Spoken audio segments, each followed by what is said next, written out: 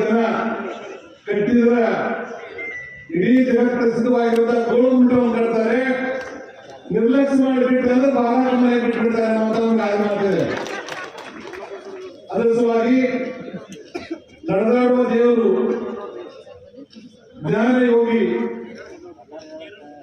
ಪೂಜ್ಯ ದಿವಂಗತ ಸಿದ್ದೇಶ್ವರ ಅಪ್ಪಾಜಿ ಅವರ ನಾಡಿನಲ್ಲಿ ಅವರ ಮಾರ್ಗದರ್ಶನದಲ್ಲಿ ನಾವು ನೀವೆಲ್ಲ ಅವರ ಅನುಭವಗಳನ್ನು ಹಂಚಿಕೊಂಡು 1% ಆದರೂ ಅದನ್ನ ಅನುಷ್ಠಾನ ತರುವಂತ ಕೆಲಸವನ್ನು ಮಾಡ್ತಾ ಇದ್ದೀವಿ.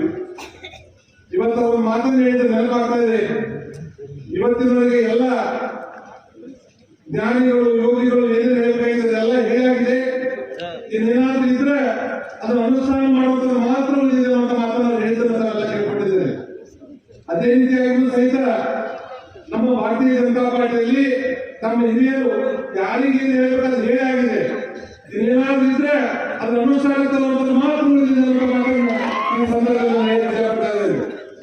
ಆದ್ಮೇಲೆ ಈ ಪಕ್ಷ 50 ವರ್ಷಗಳ ಕಾಲ ಸನ್ಮಾನ್ಯ BS ಯಡಿಯೂರಪ್ಪನವರು ಹಗಲು ರಾತ್ರಿ ಖಾಲಿ ಚಕ್ರವನ್ನು ಕಟ್ಟಿಕೊಂಡು ಒಂದೇ ಒಂದು ಶಾಸಕರಿಲ್ಲದೆ ಇರುವಂತಹ ಸಂದರ್ಭದಲ್ಲಿ 2 ಶಾಸಕರಾಗಿ ಚುನಾಯಿತರಾಗಿ 121 ಶಾಸಕರನ್ನಾಗಿ ಮಾಡುವ ಮುಖಾಂತರ ದೇಶದ ದಕ್ಷಿಣ ಭಾರತದಲ್ಲಿ ಪ್ರಪ್ರಥಮವಾಗಿ ಸರ್ಕಾರವಂತ ಮುಖಾಂತರ 4 ಬಾರಿ ಮುಖ್ಯಮಂತ್ರಿಗಳಾಗಿ ಕೆಲಸವನ್ನು ಮಾಡಿ ನಮ್ಮ ಭಾಗದ ರೈತರ ಹೃದಯದಲ್ಲಿ ಶಾಶ್ವತವಾಗಿ ನೆಲೆಯೂರಿರುವಂತಹ ಯಾರಾಗಿದ್ರೆ ಸನ್ಮಾನ್ಯ BS ಯಡಿಯೂರಪ್ಪ ಮಾತನ್ನ ನಾವೆಂದೂ ಮರಿಬಾರದು.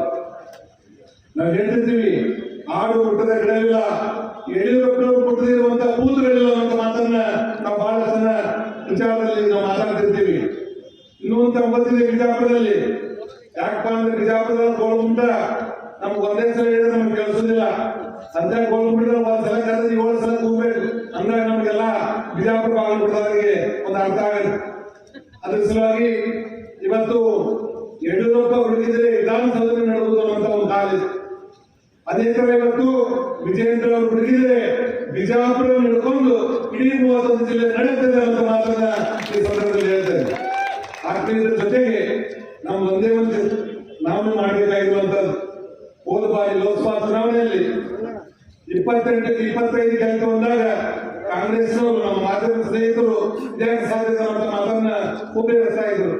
ಇವತ್ತು ನಾವು ಹೇಳ್ತಾ ಇದ್ವಿ 28 ಲೋಕಸಭೆಗೆ 28 ಗೆಲ್ಲುವ ಮುಖಾಂತರ ನಾವು ನರೇಂದ್ರ ಮೋದಿ ಅವರು ಮತ್ತೊಮ್ಮೆ ಪ್ರಧಾನಮಂತ್ರಿ ಆಗಲಿಕ್ಕೆ ಅವರು ಕೈಗೊಂಡು ಬೆಳೆಸಲಿಕ್ಕೆ ಬಿಜಾಪುರ ಒಳಗೊಂಡು ನಾವು ಗೆಲ್ಲಿಸ್ಕೊಡ್ತೀವಿ ಅಂತ ಮಾತನ್ನ ಈ ಸಂದರ್ಭದಲ್ಲಿ ವಿಚಾರ ಮಾಡ್ತಾ ಇದ್ದೇನೆ. ಅಷ್ಟೇ ಅಲ್ಲ ಸ್ನೇಹಿತರೆ, ಬರುವಂತ 2022 ತನಕ ನೀವು ವೇಟ್ ಮಾಡಬೇಡಿ.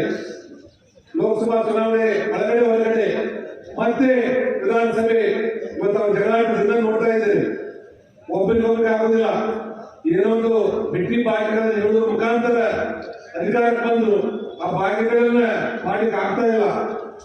ಇವತ್ತೆಲ್ಲ ರೈತರ ಹಳ್ಳಿಯಲ್ಲಿ ಶಾಪಗಳನ್ನು ಈ ಕಾಂಗ್ರೆಸ್ ಸರ್ಕಾರಕ್ಕೆ ಹಾಕ್ತಾ ಇದ್ದಾರೆ. ಇವರೆಲ್ಲ ಇರುವಂತದೆಲ್ಲ ಕೋಮದಲ್ಲಿದೆ. ಅದ್ರ ಸಲುವಾಗಿ ಇನ್ನೂ ಚಿಂತೆ ಮಾಡಬೇಡಿ.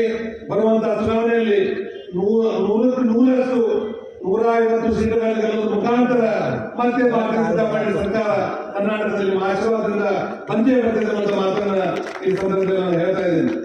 ದಯವಿಟ್ಟು ಅವರೆಲ್ಲ ವಿಚಾರ ಮಾಡಿ. ನಾವು ಹಳ್ಳಿಯ ಒಂದು ಗಾಳಿ ಮಾತು ಹೇಳ್ತಿರ್ತೀವಿ, ನಮ್ಮಲ್ಲಿ 4 ಸತ್ರ ಅಮಾವಾಸ್ಯೆ ಮುಂದುದಿಲ್ಲ ಅಂತ ಹೇಳಿ. ಅರ್ಥ ಆಯ್ತಲ್ಲ? 4 ಸತ್ರ ಅಮಾವಾಸ್ಯೆ ಮುಂದುದಿಲ್ಲ. ಅದ್ರ ಸಲುವಾಗಿ ಮತ್ತೆಲ್ಲ ನಡೀತಿರ್ತದೆ.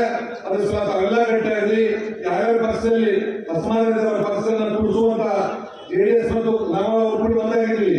ಕಾಂಗ್ರೆಸ್ ಅಲ್ಲಿ ಅಸಮಾಧಾನವಾಗಿರುವಂತಹ ಪ್ರಮುಖರನ್ನಾಗಿರ್ಬೋದು, ಕಾರ್ಯಕರ್ತರನ್ನಾಗಿರ್ಬೋದು ಅವರನ್ನು ಮನವೊಲಿಸಿ ಭಾರತೀಯ ಜನತಾ ಪಾರ್ಟಿ ಕರೆತರುವಂತಹ ಪ್ರಯತ್ನವನ್ನ ತಾವು ಮಾಡಬೇಕು ಅನ್ನುವಂತ ಒಂದು ವಿನಂತಿ ಈ ಸಂದರ್ಭದಲ್ಲಿ ಮಾಡಿ ನಾನು ಮತ್ತೊಮ್ಮೆ ನಮ್ಮ ರಾಜ್ಯ ಅಧ್ಯಕ್ಷರು ಮತ್ತು ರಾಷ್ಟ್ರೀಯ ಮತ್ತು ರಾಜ್ಯದ ನಾಯಕರು ನನ್ನನ್ನು ಗುರುತಿಸಿ ಒಂದು ರಾಜ್ಯ ಉಪಾಧ್ಯಕ್ಷರಾಗಿ ಈ ಭಾರತದ ಜನರ ಸೇವೆ ಮಾಡುವಂತ ಒಂದು ಜವಾಬ್ದಾರಿ ಪಡೆದಿದ್ದಾರೆ.